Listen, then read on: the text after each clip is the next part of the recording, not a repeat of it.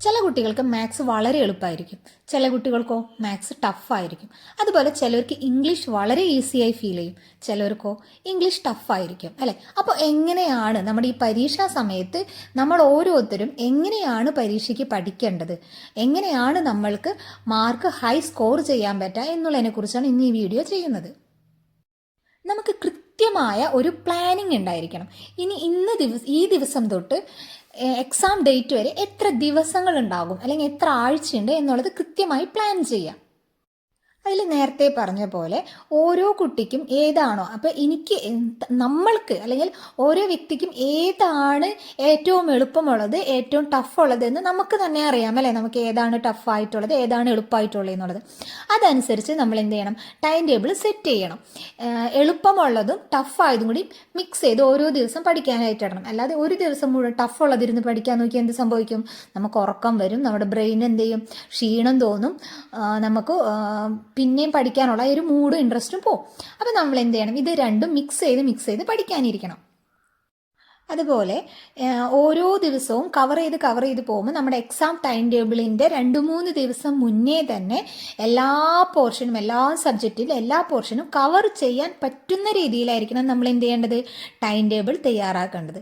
ഒരു പ്ലാൻ ചെയ്യാൻ പറഞ്ഞില്ലേ, അതെന്താ ടൈം ടേബിൾ. ഓരോ ദിവസവും പഠിക്കേണ്ട സബ്ജക്റ്റുകൾ, ഓരോ സബ്ജക്റ്റിൻ്റെയും ഓരോ പാർട്ട് ഏത് പാഠമാണ് പഠിക്കേണ്ടതെന്നും നമ്മൾ എഴുതാം.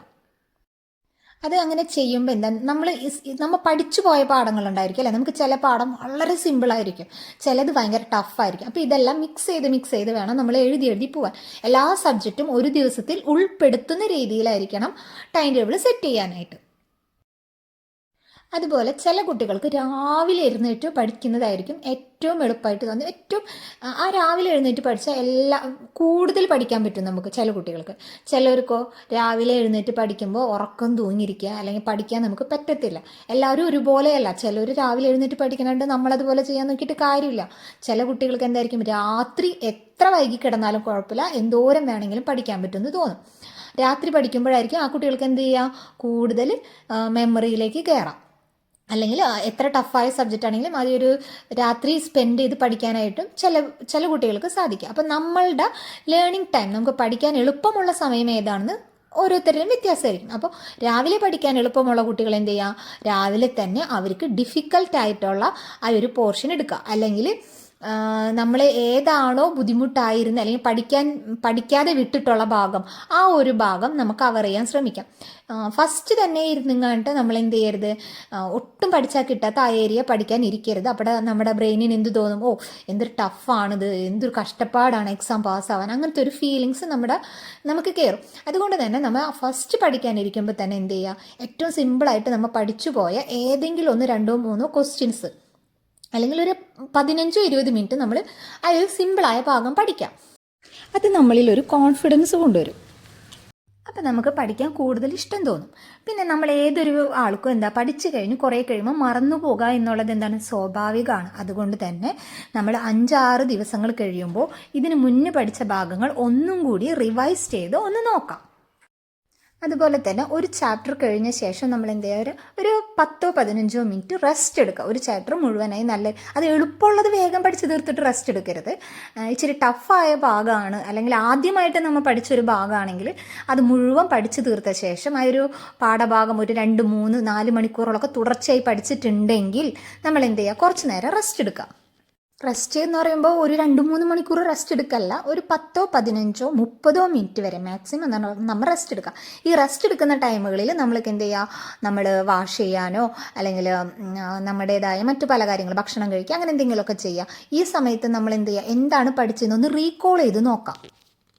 അതുപോലെ പഠിക്കുന്ന സമയത്ത് നമ്മൾ എന്ത് ചെയ്യുക, ഒരു പേനയും ഒരു പേപ്പറും എടുത്തിട്ട് നമ്മൾ പഠിക്കുന്ന ആ ഒരു ചാപ്റ്ററിൻ്റെ പേര് ഹെഡിങ് എഴുതിങ്ങാണ്ട് ആ ചാപ്റ്ററിൽ ഉണ്ടായിരുന്ന പ്രധാനപ്പെട്ട കാര്യങ്ങൾ അത് പോയിൻ്റായിട്ട് എഴുതും. പോയിന്റ് എന്ന് പറഞ്ഞാൽ സെൻറ്റൻസ് ആക്കി എഴുതണമെന്നില്ല. ഇപ്പോൾ സർക്കുലേറ്ററി സിസ്റ്റം ആണെങ്കിൽ CS ഇടാം, സർക്കുലേറ്ററി സിസ്റ്റം. അതെന്താ, നമുക്ക് മനസ്സിലാക്കാൻ വേണ്ടിയിട്ടാണ് അല്ലേ. എന്നിട്ട് അതിൻ്റെ നേരെ അതിലെന്തൊക്കെയുണ്ട്, ബ്ലഡ് വെസൽസ്, ഹാർട്ട്, അങ്ങനെ പിന്നെ അതിൽ എന്തെങ്കിലും പ്രധാനപ്പെട്ടതുണ്ടോ, RBC അങ്ങനെ ഒരു ഹൈഫൻ ഇട്ട് കൊടുത്തിട്ട് പറയാം HB എന്ന് എഴുതാം, അതായത് ഹീമോഗ്ലോബിൻ. RBCയുടെ ഉള്ളിലാണ് എന്തുള്ളത്, ഹീമോഗ്ലോബിൻ കാണപ്പെടുന്നത്. അങ്ങനെ ഷോർട്ടാക്കി എഴുതാം. പിന്നെ അടുത്തത് എക്സ്ക്രീറ്ററി സിസ്റ്റം, അതിലേതൊക്കെ കിഡ്നി, പിന്നെ അതിൻ്റെ അടിയിലേത് സെറ്റ് ഗ്ലാൻഡ്. അപ്പോൾ ഇതാണ് അതിൻ്റെ അടുത്ത എക്സ്ക്രീറ്ററി. അങ്ങനെ അങ്ങനെ ഓരോന്ന് എഴുതി നമ്മൾ റീകോൾ ചെയ്യാൻ പറഞ്ഞില്ലേ, അത് കഴിഞ്ഞ് കുറേ കഴിയുമ്പോൾ അല്ലെങ്കിൽ 2-3 ദിവസം കഴിഞ്ഞ ശേഷവും നമ്മൾ ഈ പഠിച്ച പാഠം ജസ്റ്റ് ഒന്ന് റീകോൾ ചെയ്ത് നോക്കണ്ടേ, മറന്നുപോയോ എന്നറിയാൻ. ആ സമയത്ത് ഈ നോട്ട് എടുത്ത് നോക്കിയാൽ മതി. അപ്പോൾ ഒരു വലിയൊരു ചാപ്റ്റർ നമുക്ക് എന്തായിട്ടുണ്ടാകും, ജസ്റ്റ് ഒരു പേപ്പറിൽ മാത്രമായിട്ട് നമുക്ക് എന്ത് ചെയ്യാൻ പറ്റും, അതിൻ്റെ പ്രധാനപ്പെട്ട പോയിന്റുകൾ നമ്മൾ നോട്ട് ചെയ്തിട്ടുണ്ട്. അപ്പോൾ അത് നോക്കാം, ഇതെന്താണെന്ന് നമുക്കറിയോ, യൂണിസെല്ലുലാർ എന്ന് പറഞ്ഞാൽ എന്താണെന്നറിയോ, അല്ലെങ്കിൽ അങ്ങനെ അങ്ങനെ മനസ്സിലായില്ലേ. അപ്പോൾ നമുക്കത് മനസ്സിലാക്കാൻ സാധിക്കും. അല്ല അത് നമ്മുടെ മെമ്മറി കയറിയിട്ടില്ലെങ്കിൽ എന്ത് ചെയ്യുക, ജസ്റ്റ് ഒന്നും കൂടി ആ ഭാഗം ഒന്നും കൂടി റിവിഷൻ ചെയ്ത് നോക്കാം. അതുപോലെ ഓരോ കുട്ടികളുടെയും ലേണിംഗ് സ്റ്റൈലും എന്തായിരിക്കും, ഡിഫറെൻ്റ് ആയിരിക്കും.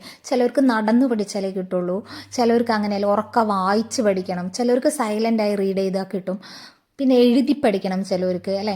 അപ്പോൾ നമ്മളുടേത് എന്താണെന്ന് നമുക്കല്ലേ അറിയുള്ളൂ. അപ്പോൾ ഓരോരുത്തരും ഡിഫറെൻ്റ് ആയിരിക്കും. അപ്പോൾ നിങ്ങളുടെ എങ്ങനെയാണോ നിങ്ങൾക്ക് പഠിക്കാൻ എളുപ്പമായത്, അല്ലെങ്കിൽ പഠിച്ചാൽ കൂടുതൽ നമുക്ക് ഇൻട്രസ്റ്റിംഗ് ആയിട്ട് നമുക്ക് ഫീൽ ചെയ്യുന്ന ആ രീതിയിൽ നിങ്ങൾ പഠിക്കാൻ ശ്രമിക്കാം.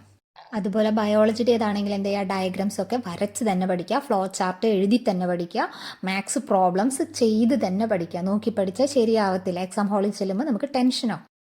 ഇങ്ങനെയെല്ലാം പഠിച്ചാൽ നിങ്ങൾക്ക് ഷുവറായിട്ടും എല്ലാ സബ്ജക്റ്റിലും A+ ലഭിക്കും. All the best.